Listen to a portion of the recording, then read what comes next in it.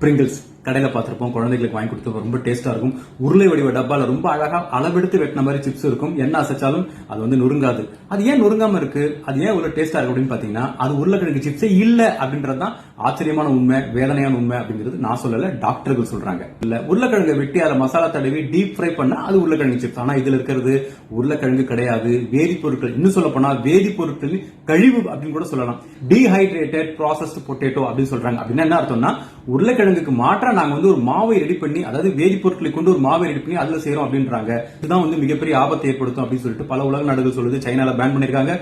யூகேல என்ன பண்ணிருக்காங்கன்னா, இது சிப்ஸ் சொன்னா கொண்டுடுவேன், கிறிஸ்பன் பேர் வச்சுக்கோ அப்படின்னு சொல்லிட்டு பல கட்டுப்பாடுகளை விதிச்சிருக்காங்க. இந்த டிபிபி அப்படின்ற டீஹைட்ரேட்டட் ப்ராசஸ்டு பொட்டேட்டோல நாங்க அரிசி மாவு, சோள மாவு உட்பட பல்வேறு விஷயங்களை சேர்க்கணும் சொல்றாங்க. ஆனா உள்ள விசாரிச்சு பார்த்தோம்னா, ஆய்வுகள் செஞ்சு பார்த்தா எல்லாமே அதோட கடைசி கழிவு ஸ்டார்ச் அப்படின்ற விஷயத்தை தான் அதிகமாக சேர்த்திருக்காங்க. எல்லாத்தையும் விட ஆபத்தானது மால்டோடெக்ஸ்ட்ரின் அப்படின்ற ஒரு கலவை.